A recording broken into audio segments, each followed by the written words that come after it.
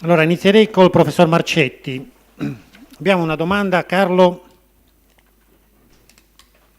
che fa riferimento alla difficoltà annosa di avere informazioni sul trasporto navale, mentre sui dati degli aeroporti c'è un sito ufficiale che è quello di Assaeroporti, ci sono dati ufficiali non recentissimi, però nell'arco di un paio di mesi si hanno tutti i dati. In ambito navale questo non succede. Tu hai qualche informazione su come è andata la stagione per le navi? Regionali, vero? Sì, sì. Ahimè, i dati arrivano sempre col tempo, sono stagionati. E così per i dati che riguardano le presenze nelle strutture ricettive, alberghiere ed extraalberghiere, non abbiamo ancora chiuso quelli del 2016 ufficialmente, immaginate voi. Sì, e poi mentre sui dati aeroportuali possiamo avere un ritardo, sono già in onda i dati della fine del mese di agosto praticamente. Per quanto riguarda i dati portuali abbiamo qualche problema in più. Fino a qualche tempo fa l'autorità portuale di Cagliari comunicava i dati con molta sequenza temporale di ritardo. C'era una molta puntualità invece sui dati dei porti del Nord Sardegna. Praticamente a distanza di 2 mesi avevamo l'ufficialità sul mese e mezzo precedente, sui 2 mesi precedenti.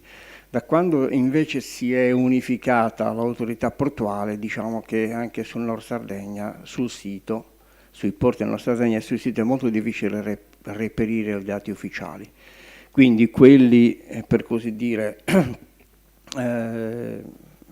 che è possibile stabilire o ottenere attraverso rapporti di altro tipo che non sono pubblicati quindi ufficialmente, ci dicono però che sui porti fondamentalmente si è tenuto quest'anno rispetto all'anno passato.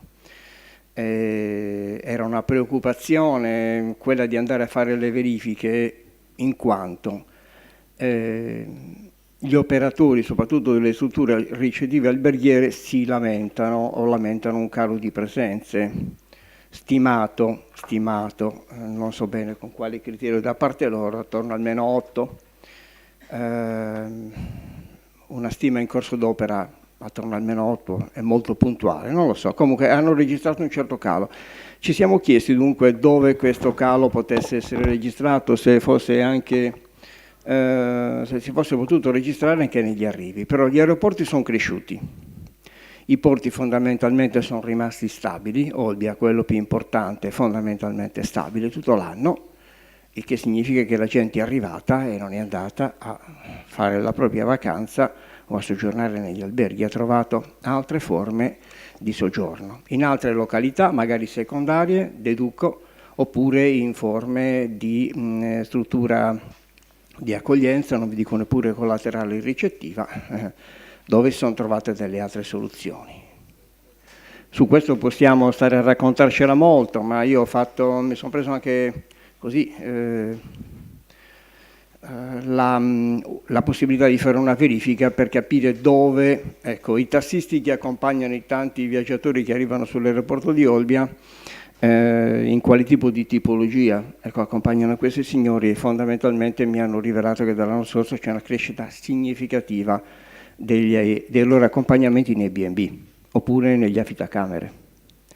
Questo naturalmente dovrebbe indurre gli operatori, e così finisco Lucio, ad una riflessione. La prima riflessione era: che si sta facendo quando il mercato è in crisi, come accadeva fino a 2 anni fa, per migliorare la nostra capacità dell'offerta ed essere competitivi?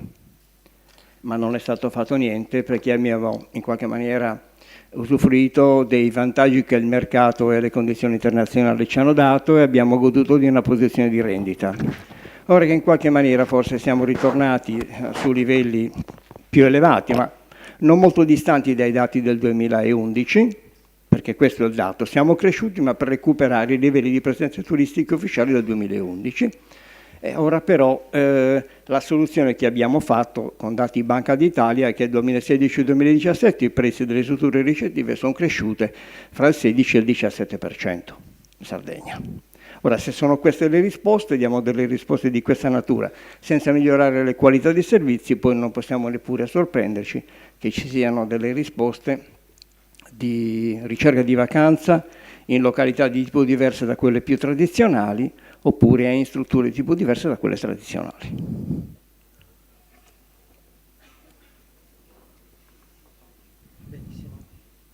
Grazie. Una domanda per il professor Jarak. Allora, ci sono delle regioni che supportano le compagnie aeree, in particolare Sicilia e Puglia si fanno come riferimento, e queste sembra che riescano in qualche modo ad aggirare i vincoli dell'Unione Europea o comunque abbiano trovato delle strategie utili. Primo punto. Secondo punto è, a prescindere dai contributi UE, quale potrebbe essere una strategia per gli aeroporti sardi, una strategia congiunta per gli aeroporti sardi? Come al solito mi fai delle domande un pochettino imbarazzanti per cui dare una risposta. Allora, innanzitutto hai messo insieme due regioni, Puglia e Sicilia, che hanno caratteristiche diverse. Una è regione autonoma a statuto speciale, così come la Sardegna, l'altra invece è a statuto ordinario. Una non fa un bando per i singoli aeroporti, ma lo fa a livello sistemico, parlo della regione Puglia. Formalmente e anche nei vari processi sviluppa dei bandi di gara pluriennali per attrarre, diciamo, traffico sulle varie destinazioni, quindi lì mi sembra che ci sia una ricaduta, se vogliamo, più diffusiva degli incentivi economici. Certamente poi, questa ma è una legge di offerta di mercato, magari che compattano di più su un vettore in particolare, quale Ryanair. In Sicilia la situazione è diversa perché evidentemente lì ci sono dei singoli aeroporti che si muovono su base individuale. Mi risulta che non sia stato applicato il cosiddetto regolamento MOP o Market Operator Principle, quindi non è stata fatta una verifica di compatibilità tra gli incentivi e il ritorno. Allora, detto in altri termini, non per gli addetti e per i non addetti ai lavori, incentivare un vettore non è male. Anche vettori di riferimento, e parlo dei vettori nazionali, percepiscono nei loro sistemi paesi degli incentivi allo sviluppo delle tratte. Questo è assolutamente normale. Per quale motivo io, vettore aereo, devo prendermi il rischio di andare su una tratta in cui posso avere dei ritorni inferiori a fronte di una capacità produttiva scarsa che può andare su rotte più redditizie? Quindi non c'è nulla di male. Il problema, dice il regolamento comunitario, deve essere vagliato alla luce di quello che ho appena detto, il MOP, Market Operator Principle, il quale deve dimostrare che entro 3 anni la rotta sostanzialmente giunge a produrre profittabilità. Quindi la risoluzione sostanzialmente fa riferimento al fatto che il problema non è che vengano concessi incentivi ai vettori, il problema è che vengano concessi incentivi ai vettori all'interno di un framework normativo coerente e consistente tra le varie regioni, in cui alcuni aeroporti, e ancora una volta mi sembra che Olbia sia uno tra questi, rispetta le regole del gioco, altri in maniera, mettiamola così, distratta, in questi anni non li hanno rispettati, salvo poi appunto andare a richiedere soldi al regolatore locale di riferimento, pena altrimenti l'uscita dal mercato. Cosa possono fare gli aeroporti sardi? Allora, premetto, la storia nel settore aeroportuale è una storia di individualismi, di quello che qualcuno chiamerebbe monopoli regolamentati su base locale. Questa situazione tipicamente è a sfavore di processi di integrazione, di alleanza, è evidente. Dico, io sto sul mio territorio, nessuno mi fa concorrenza. In realtà chi dice questo non si accorge che oggi gli aeroporti sono in forte concorrenza tra di loro perché evidentemente i bacini di utenza si sovrappongono. La ragione più semplice di una convergenza tra i tre aeroporti sarebbe: 1, la condivisione delle competenze gestionali e dei processi gestionali; 2, la condivisione, l'ottimizzazione dei flussi di acquisto di materiali, di macchinari. Pensate solo ai mezzi di rampa che possono chiaramente essere condivisi tra i vari aeroporti senza produrre gigantismi di attrezzature non necessarie. 3, evidentemente puntare a una specializzazione. Dicevamo questa mattina, no? Olbia si concentra più su un traffico di natura pregiata, Alghero si era specializzato sul vettore low cost, in realtà si è specializzato su Ryanair, ma può essere in realtà sviluppato su un tema prettamente low cost. Il caso di Cagliari è da studiare, ma questa potrebbe essere la logica. A Milano siamo soliti dire o fele fa il tuo mestiere, quindi ognuno si fa la sua specializzazione. L'unico che l'ha capito è il catalano, attenzione, è clamoroso, lui l'ha capito da buon catalano, mi ha seguito sul milanese. Ognuno si specializza e fa il suo compito. compito. Se non ti specializzi e invece voglio fare tutto, evidentemente le isole di sovrapposizione si palesano e evidentemente si manifestano in situazioni non gradevoli. Vabbè, questa non c'è come domanda, ma mi stimoli un po' di fantasia. Joseph, Unione dei tre aeroporti, la DMO diciamo DMO, ne hai mai sentito parlare? No. La DMO noi ce l'abbiamo nella legge del turismo dell'anno scorso. Quindi la DMO è un progetto della Regione Sardegna che sta andando avanti. Adesso Joseph fa finta di non sapere niente, ma sa tutto. Ma pensi che la DMO, non ti chiedo se nascerà, perché questo non lo può sapere nessuno, però se la DMO nascesse, potrebbe avere un ruolo importante nel processo di cui parlava David? Assolutamente sì, nel senso che secondo la logica di quello che ha detto David di ma te fai te mestiere, come dite voi in Milano, che in spagnolo sarebbe zapatero a tus zapatos, ossia ciabattino, dedicati a fare delle ciabatte. Uno dei problemi che noi abbiamo in Italia, ma anche in Sardegna, sull'aspetto turismo, aeroporti, eccetera, è una grande confusione.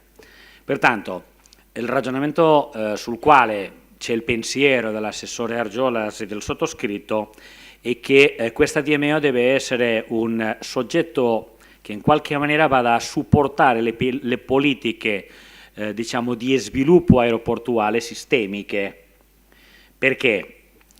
Perché voi come aeroporti siete il hub sul quale deve atterrare l'aereo, ma c'è un elemento molto importante, quello che non ci ha insegnato ancora. Su questo David ci sei d'accordo? Se sto dicendo una cagata mi interrompi, però una delle cose che non ci ha insegnato a noi in Italia Ryanair, non l'abbiamo ancora capito, è che noi siamo prigionieri del Ryanair perché Alghero è eclatante. Abbiamo avuto quelle di Alghero il culo, perché si dice così, che a terra Ryanair cresce il traffico e tutti fantastico, come dire, il pescatore che mette tutto dentro. E quello che noi non abbiamo fatto mai è sfruttare quella opportunità per andare a creare domanda. Ok? Perché tu mi insegni che se non c'è domanda lo puoi incentivare il vettore, ma passa un mese, 2 mesi, 3 mesi, un anno, eccetera, se non cacci non voli. Allora, la funzione della DMO qual è? Creare domanda attraverso le azioni di marketing, comunicazione, promo commercializzano, eccetera, si deve fare. Non più al mercato generico, se non a partire dai collegamenti esistenti. Pertanto la logica, come diceva giustamente David, è quella della specializzazione per mercati e per tipologie. Pertanto, per rispondere alla tua domanda, il fatto che gli aeroporti possano essere soci della DMO non è casuale, è perché noi dobbiamo avere un sistema integrato, cosa che in Italia, ce lo dicevo questa mattina al Ministro, sono arrivato tardi perché ero con il Ministro Centinaio, noi non abbiamo un sistema integrato, stiamo intentando di organizzarlo in Italia e soprattutto iniziando in Sardegna. Perfetto, chiarissimo. Ho una domanda per il professor Marcetti. Che in realtà poi è una domanda che mi chiedono di estendere anche a voi due. Allora, il tema è l'accessibilità. Noi tendiamo a parlare di accessibilità sempre in termini molto astratti, pensando al vettore aereo. Però mi segnalano giustamente degli amici da internet che accessibilità in senso lato significa anche barriere di accesso relative al prezzo. E i prezzi a luglio e agosto in Sardegna erano altissimi. Lo erano in particolare nell'area di Alghero e nell'area di Olbia. Sull'area di Cagliari invece i prezzi erano abbastanza, diciamo, accettabili. Quindi un po' delle barriere di accesso in qualche modo dipendono anche dal nostro pricing, professore. Vabbè, Lucio, guarda, di queste cose almeno noi siamo abituati a chiacchierarne a lungo. fanno riflettere molto le riflessioni che sono state introdotte nei nostri interventi precedenti e in quelle che introdurremo adesso. Ecco. Il dato dell'accessibilità fa riflettere un primo aspetto sull'accessibilità, che è legato al fatto che noi ci interroghiamo molto anche nei nostri convegni sulla domanda, su come diventare attrattori di domanda.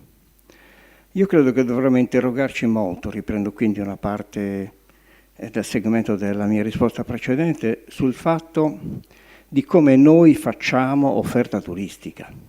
Se facciamo per davvero offerta turistica, a che livelli di qualità la facciamo e quali segmenti, facendo una offerta pressoché generalistica, andiamo a intercettare i diversi segmenti di cui tanto si parla anche nel corso che stiamo facendo.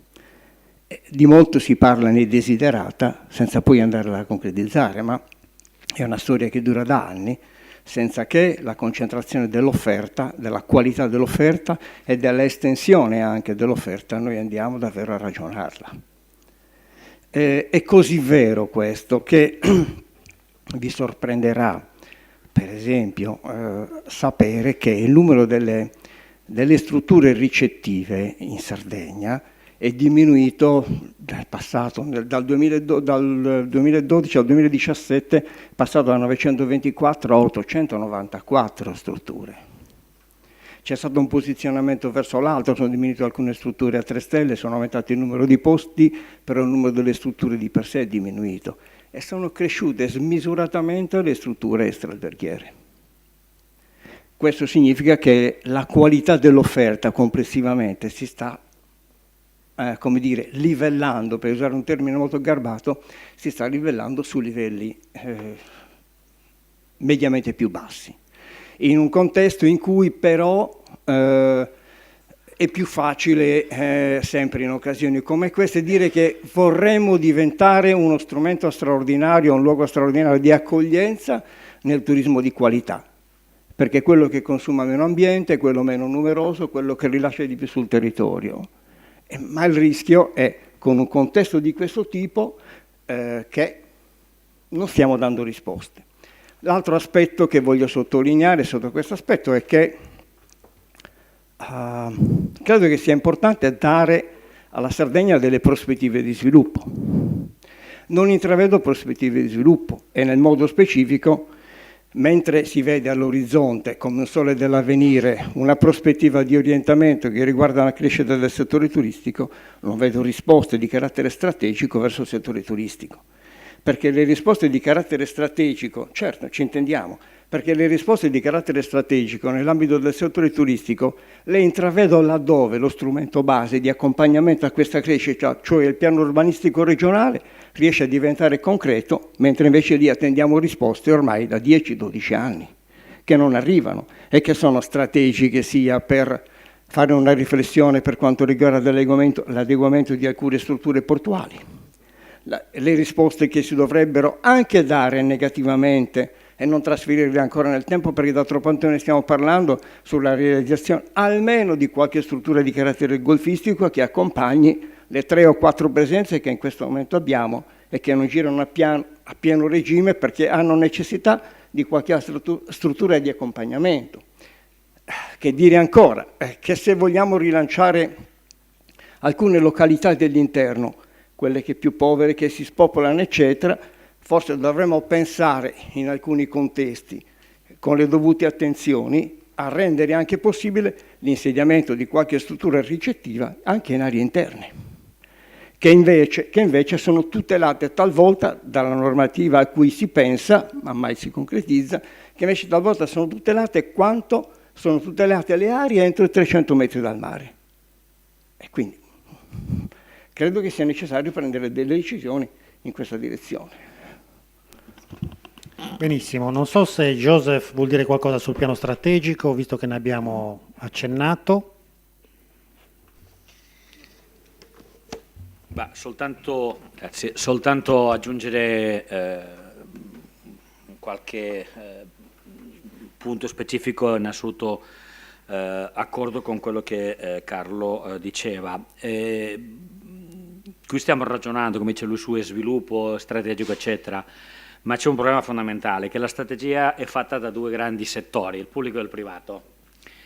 E quello che io sto vedendo in questo momento è che mentre c'è una certa idea, una certa volontà da parte del pubblico di mettersi in discussione e fare, eccetera, è noto negli ultimi mesi, anch'io sono d'accordo con Carlo, non vedo nessun tipo di risposta da parte del mondo del privato, non c'è strategia, non c'è una visione strategica del nostro sistema turistico privato di andare oltre che non sia quello della semplice manutenzione dello stato quo della quota di mercato.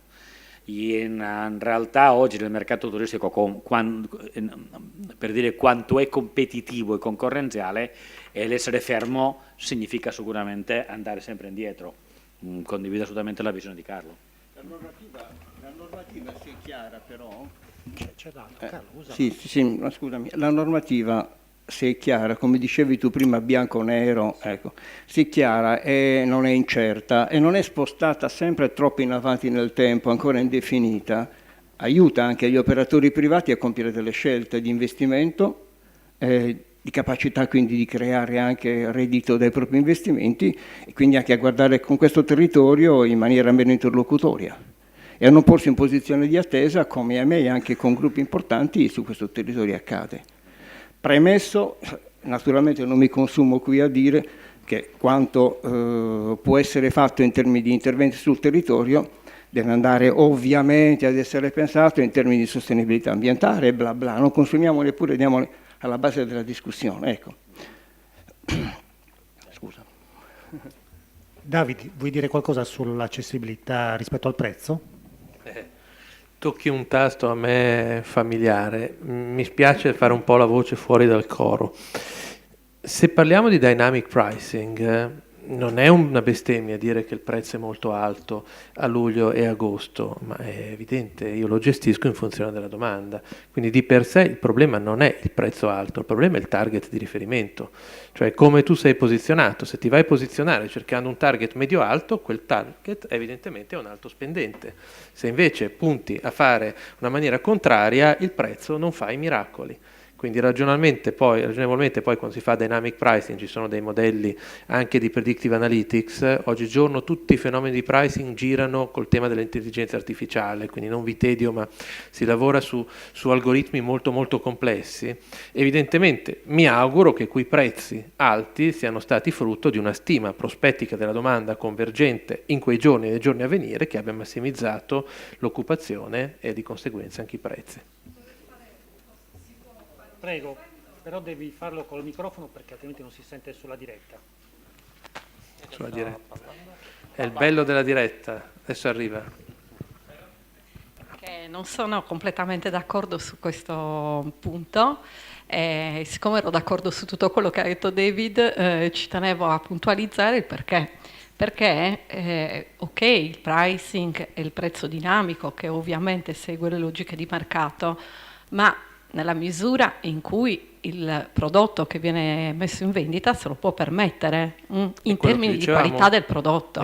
Allora già la qualità del prodotto è abbastanza scarsa in relazione al prezzo, che per stagionalità è abbastanza alto, e già questo è un dato di fatto insito nella stagionalità. In più ti permetti pure, al di là del target, di raddoppiarlo o triplicarlo. È una vergogna. Indipendentemente dal target, è una vergogna perché è immorale.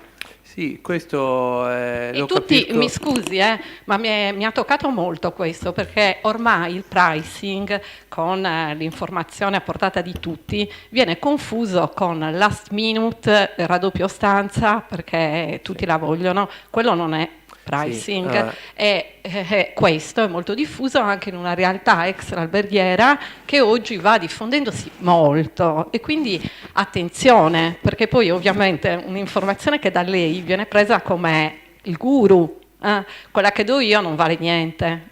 E quindi Allora, è per questo che puntualizzavo. Se mi permette di rispondere, allora, grazie, la ringrazio. No, grazie a lei e mi scusi la modalità, io non ho ancora imparato a comunicare con lo stesso diplomazia che ha lei e tante persone che sono allora, dietro i noi in realtà gestiamo pricing un pochettino in maniera più strutturata di questo. Tenga presente due cose. Allora, non entro, torno a ripetere, io non ho, perché non sono vostro cliente, non mi permetterei mai di dire gli alberghi sardi sono di bassa qualità o di alta qualità, però il tema della qualità è un fattore percepito.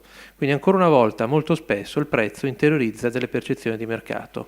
Quindi se all'esterno il prezzo non è vero che lo fa il mercato, il prezzo lo fa la domanda, si fa orientato alla domanda, questo si chiama value pricing, questo è come si ragiona oggi. Allora, evidentemente se il cliente è disposto a pagare un premio di prezzo sostanziale per sicurezza, e quindi non ci sono attacchi terroristici, non mi attaccano a varie situazioni, bellezza delle spiagge, qualità del cibo e tutto, la location alberghiera è un di cui di un'esperienza.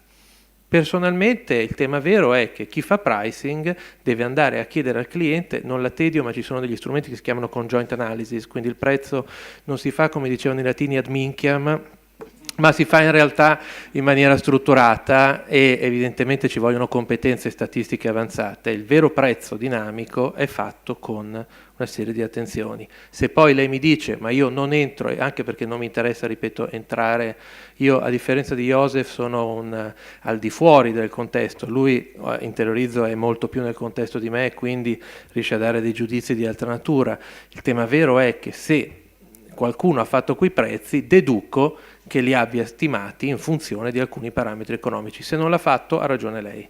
A lei l'arcana risposta di chi abbia in realtà il parametro. Va bene. Sì. Sì, sì.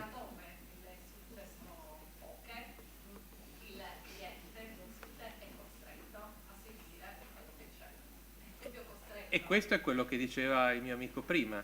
Diceva, se non vengono costruite, ma allora chiedetevi come mai non vengano costruite altre infrastrutture.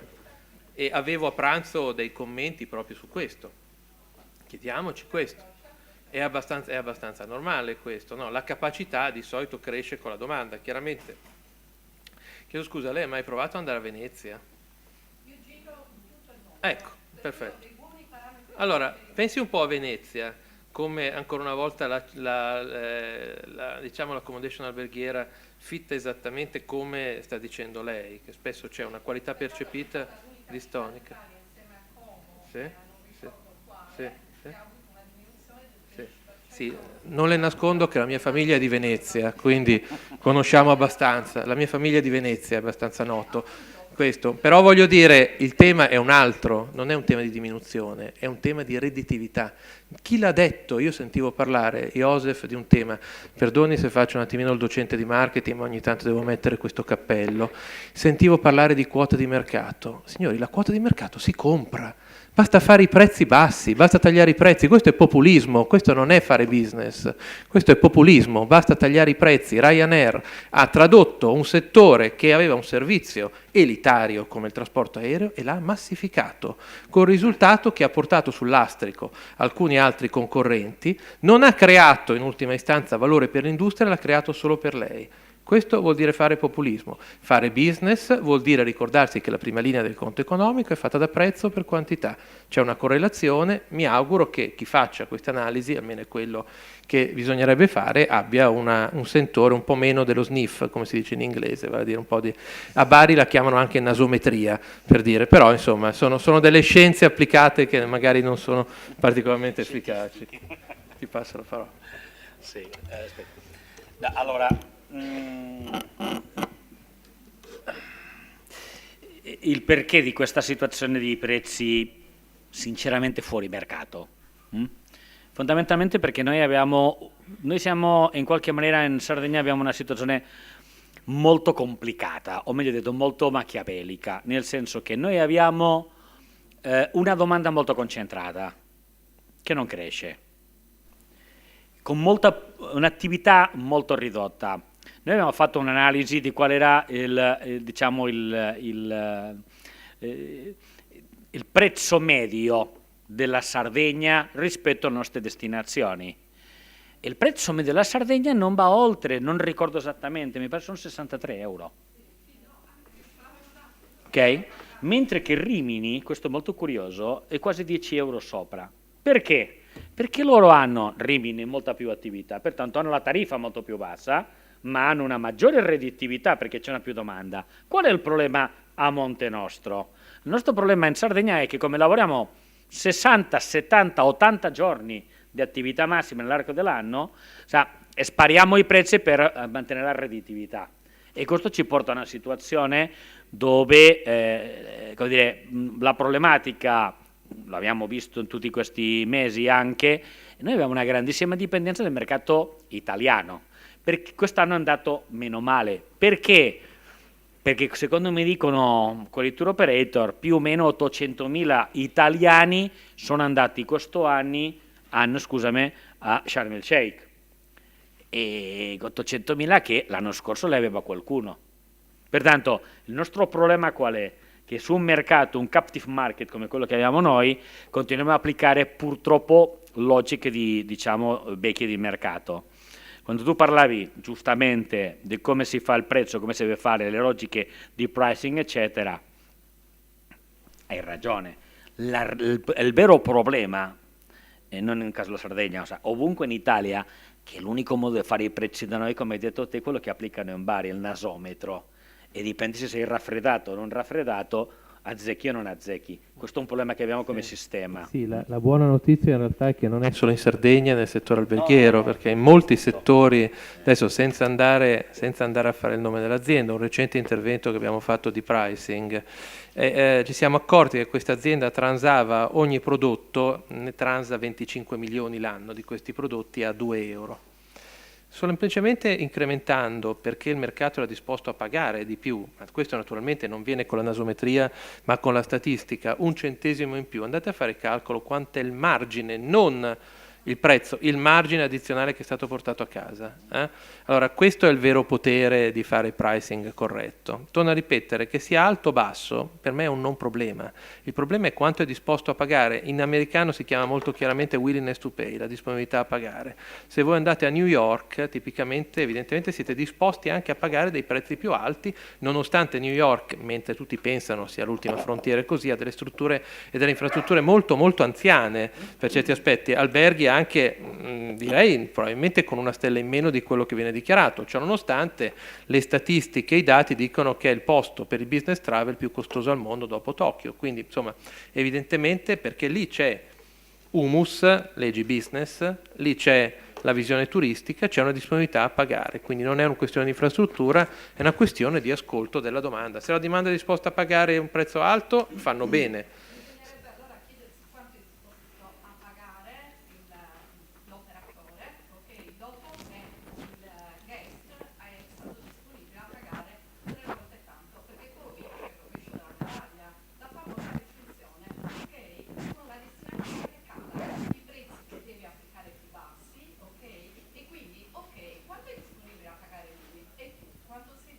Sì, è vero, perfetto, corretto, però la risposta non è quello che sto cercando di dire, non è una percezione, non è un sentimento, non è una speculazione, altrimenti si può discutere 2 anni. Sono elementi statistici con cui si basa, gli strumenti ci sono, chiaramente handle with care, nel senso che bisogna saperli utilizzare, stimano al centesimo quanto il cliente è disposto a pagare. Poi, come ho sentito parlare oggi, se a monte non è chiaro chi sia il mio cliente, come possiamo anche fare questo ragionamento? C'è un altro tema. Allora non è questione di nasometria, ma è questione, Joseph, come scrivi anche nei tuoi libri, di marketing indifferenziato. Bravo. Giusto?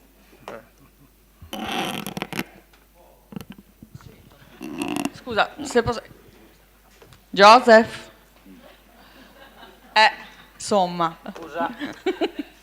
No, se posso dire però, in generale, le lamentele, perlomeno alla luce della mia esperienza di quest'estate, non sono state sul prezzo in generale di alloggio, vitto o anche altri servizi. Cioè, il ritornello costante del cliente è sempre, sempre, sempre il traghetto, non tanto il volo, perché diciamo che parlando di clientela italiana, con i picchi, insomma, i prezzi più alti, ce li abbiamo con la clientela italiana perché vengono a luglio e agosto. E io avevo 4 persone, cioè 4 check-in in contemporanea, abbiamo fatto un esperimento. Un cliente, stiamo parlando sempre di 4 persone, marito, moglie, 2 figli, un'auto normale. Allora, chi aveva prenotato tipo a maggio aveva speso 600 euro. Chi aveva prenotato 3 giorni prima 318 euro. Un altro aveva speso 1200 euro, 1189, insomma una roba del genere, tipo metti un mese prima, e un altro ancora aveva speso 450. Cioè la gente è stufa di sentirsi presa in giro in questo senso, perché è vero che c'è la legge del mercato, domanda dell'offerta, però secondo me la linearità, cioè più o meno una linearità nel prezzo dei trasporti sarebbe giusto. Non fosse altro perché, se tu sai che prendi un treno da Roma a Milano, cioè il biglietto Roma-Milano è quello, 80 euro, 180 euro, 200 euro, però è quello più o meno per tutto l'anno. Per noi invece non esiste questo, purtroppo, ed è il problema più grosso. La lamentela generale è sempre e solo questa, purtroppo. Cioè, fa la differenza, perché se spendo 1200 euro di traghetto, mi ha detto io vado in Puglia, cioè spendo 100 euro di benzina e con 1200 euro ci faccio magari pensione completa per una settimana. Cosa gli vuoi rispondere? Cioè, ditemi voi. Beh, allora, rispetto al prezzo, sì, lo so, ne ho sofferto io. Scusami, a me venire con la mia macchina, mia moglie e il cane, andate e ritorno, fra trinca tranca, avrò speso 1000 rotti euro. Cioè, sinceramente mi ha costato più il biglietto del cane che mia moglie.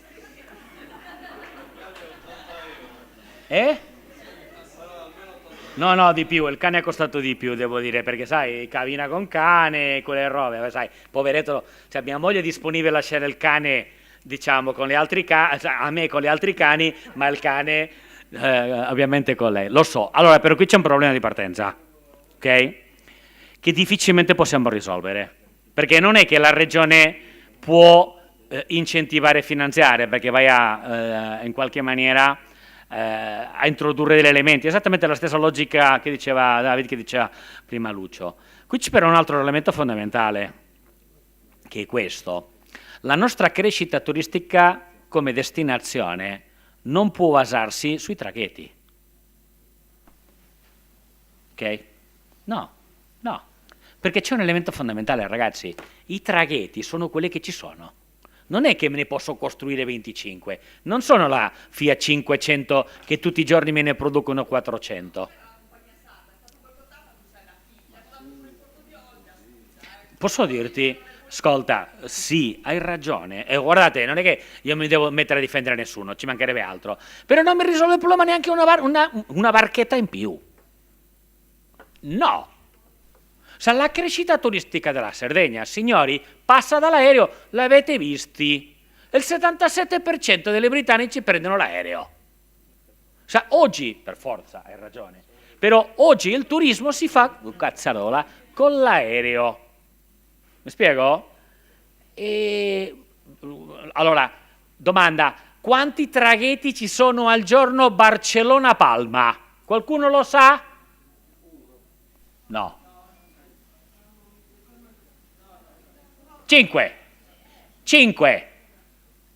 Scusami, perché mi fai così? 13 milioni di turisti, quelli non mi arrivano con il traghetto, cominciamo a guardarci il territorio meno con i nostri occhi, ok? Perché se noi vogliamo crescere anche dall'italiano, mi crescerà per l'aereo, ormai è il trasporto turistico per eccellenza. E non ti sto togliendo ragione sulla questione dei prezzi, te lo dico io che ho dovuto pagare, eccetera, eccetera. Avete tutta la ragione del mondo, però il mondo funziona così. Noi dobbiamo cominciare a capire una cosa, che non possiamo modificare le regole del funzionamento del mercato. Non è che posso inventarmi la compagnia aerea, perché ce l'hanno dimostrato sempre. Tirrenia che cosa era, ragazzi? Era pubblica, ok? E non è che andava tanto bene, è un grande servizio. Pertanto vuol dire, possiamo inventarci la compagnia sarda? Sì, Metteremo 2 barchette o 2 traghetti, non barchette, traghetti? Sì, ma quello non mi cambia le sorti turistiche della Sardegna. Me la cambia che io ho 3 aeroporti, me la cambia che gli aeroporti mi funzionano, faccia freddo o non faccia freddo, ci sia tormenta o non c'è tormente, mare alto, grosso o piccolo, mi cambia tutto. È molto più facile trovare aerei in giro che non navi. Se si cresce la domanda, correggimi se sbaglio, l'aereo me lo trovano, ok? Magari mi arriva una catapecchia, un Boeing 200 che sa Dio dove è, però c'è l'aereo, navi non ne trovo, ok? Beh, non solo, navi da Kiev, Bruxelles, è difficile che possano arrivare, no? Chiaro che il trasporto aereo dà una dimensione diversa. Andiamo verso la fine, ho ancora qualche domanda. Allora, una domanda flash a tutti e tre, dovete rispondermi secchi. Un amico da internet dice: qual è il concorrente dal quale possiamo trarre utili spunti? Cioè, qual è il paese che io dovrei visitare per capire un po' meglio il turismo? Joseph. Dipende di che tipo di turismo vuoi. Ok, dai, risposta secca. Dagli un consiglio, un operatore, uno studente che vuole andare a imparare qualcosa, dove lo manderesti? Croazia, Grecia, Tunisia, Baleari, Spagna, Andalusia? Allora, per un prodotto turistico come la Sardegna, il referente sono le Baleari. Le Baleari, perfetto. David, tu hai parlato... In realtà l'ho già detto oggi nella mia presentazione, quindi Baleari, Costa Azzurra e Malta. Carlo.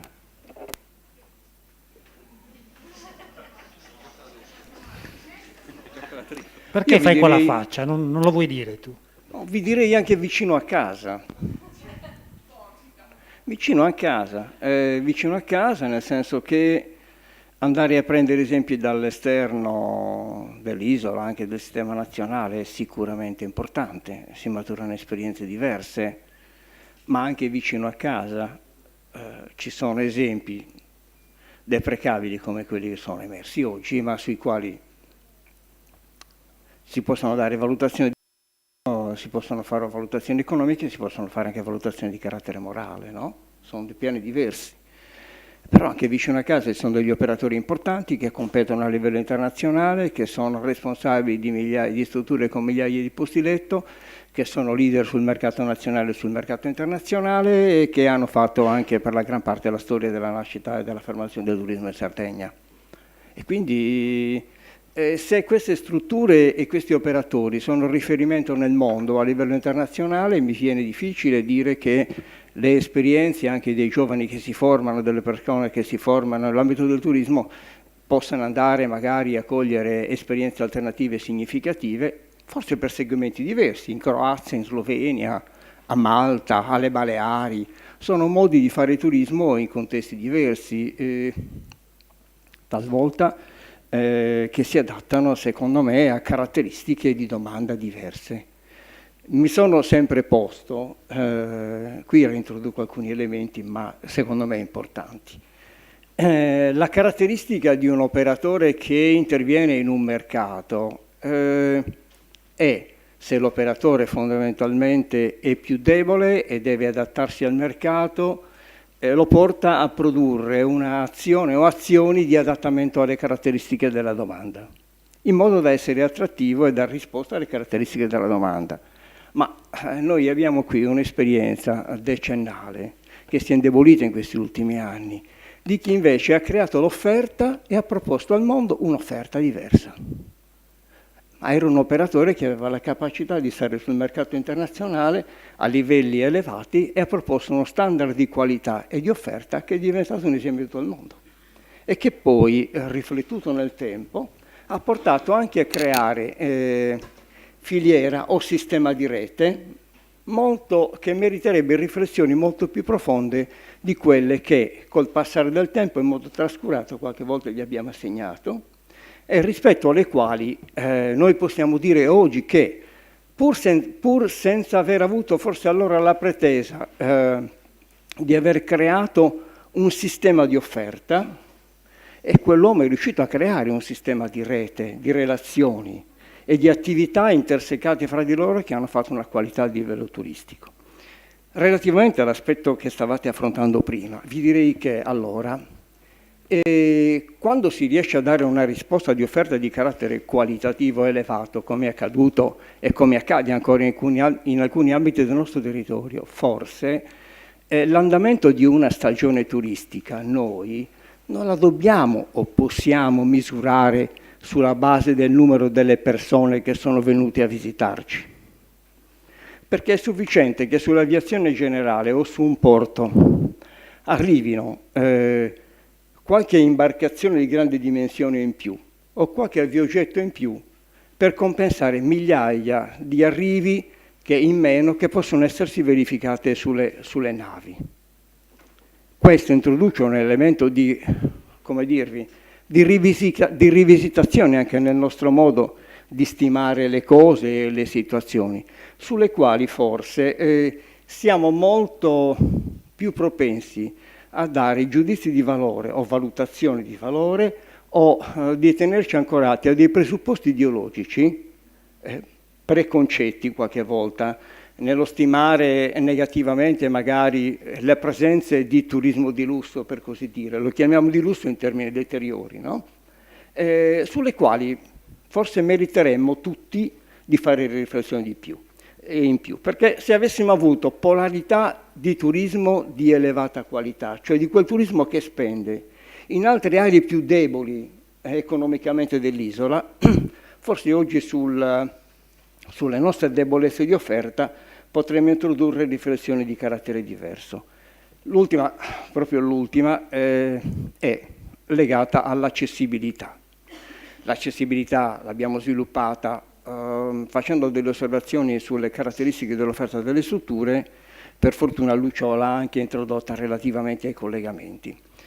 Abbiamo realizzato, con una fatica che avete potuto seguire se lo avete fatto con attenzione sui giornali, finalmente il raggiungimento dell'intesa sulle caratteristiche contenute della cosiddetta continuità territoriale 1, cioè i voli che collegano la Sardegna con Roma e Milano.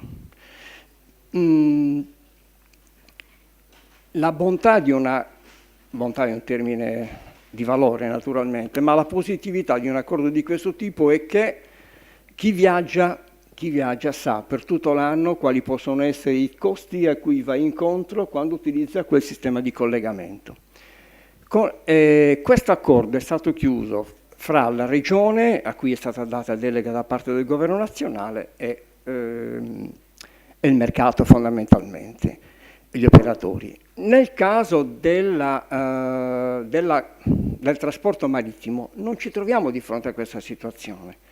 Quindi le oscillazioni evidentemente con un accordo chiuso senza la presenza della regione, non che sia contrattualmente importante, però è uno stockholder importante, fra il governo nazionale e gli operatori e gli armatori che, anche se ci dicono diversamente, fondamentalmente su quel mercato operano in regime di monopolio.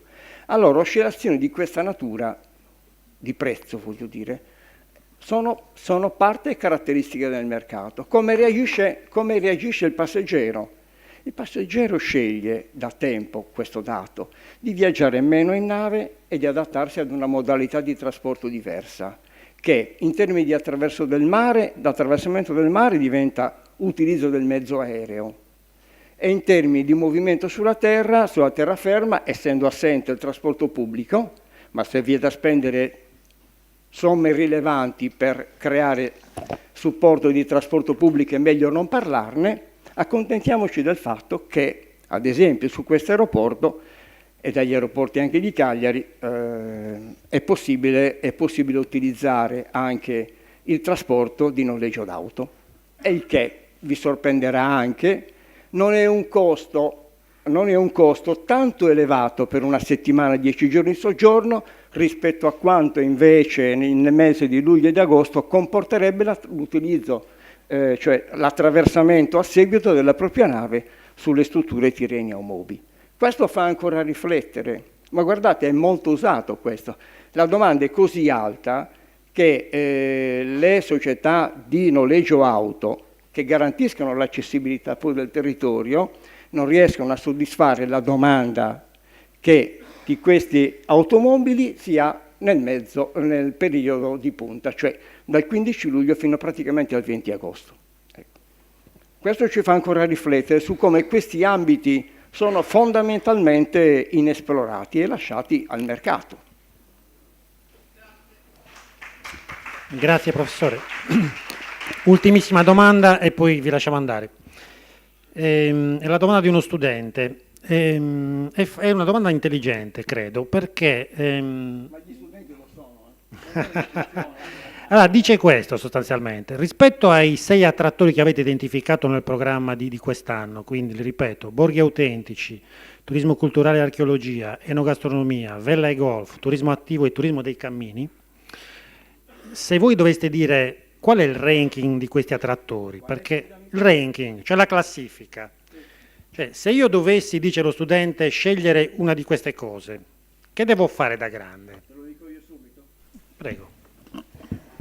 E il settimo, che non c'è.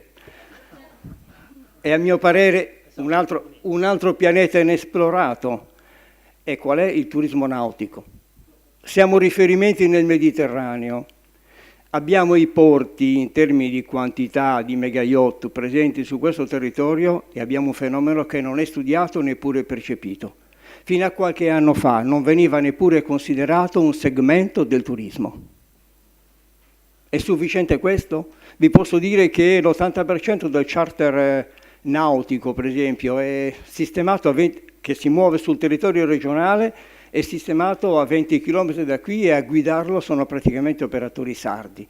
Vi posso dire che il mercato della nautica quest'anno è ulteriormente cresciuto, ha dato segni di ripresa fra il 15 e il 2016 e ci ha annunciato, lui ha anticipato una ripresa della stagione, che quel mercato è continuamente cresciuto. Ebbene, nei porti marina di riferimento, quindi abbiamo 5-4 di riferimento, il dato significativo è che sono diminuite le presenze delle imbarcazioni di 14, 15, 16 metri e sono aumentati in maniera molto significativa il peso delle imbarcazioni sopra i 60 metri.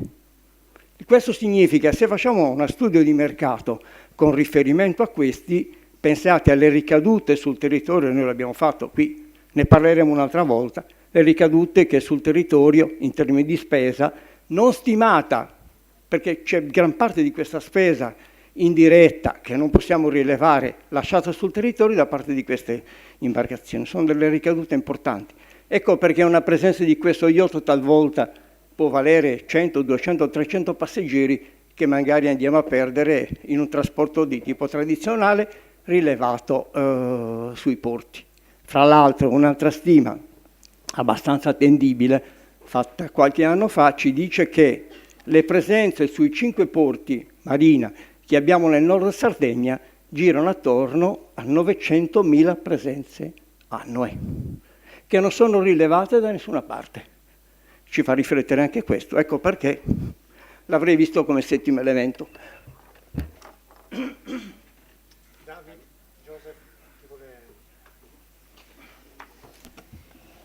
Allora, sono abbastanza d'accordo con Carlo, metterei anche però allo stesso livello dentro di questo, diciamo, turismo, il turismo di outdoor, bicicletta, cammini, eccetera, nel senso che la nautica è un mercato assolutamente importante, domani lo vedremo con più dettaglio sicuramente, ma per la Sardegna può avere una grande opportunità, soprattutto in primavera e autunno, anche per il prodotto, diciamo, generale outdoor, mettiamoli dentro un po' tutto.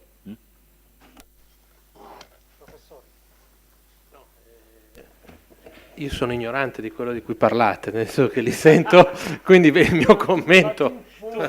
No, mi fido, come dice Joseph, mi fido, ci metterei anche il knowledge expertise, che forse è un attrattore che non è menzionato. Torno a ripetere, la cultura di impresa è un attrattore di sviluppo e quindi in un panorama frammentato quale quello alberghiero, e torno a ripetere, non è il caso della Sardegna, ma è il caso italiano, il 90% dell'offerta è indipendente, solo il 10% è nelle mani di catene, evidentemente la possibilità di crescere con momenti come questo, anche con altri episodi, forse è un pochettino quello che sta sopra poi all'implementazione. Molto bene. Grazie per la vostra partecipazione, grazie naturalmente ai relatori. Tourism Call to Action, 7 incontri formativi per la crescita turistica della destinazione Sardegna. Iscriviti su www.aeroportodiolbia.it.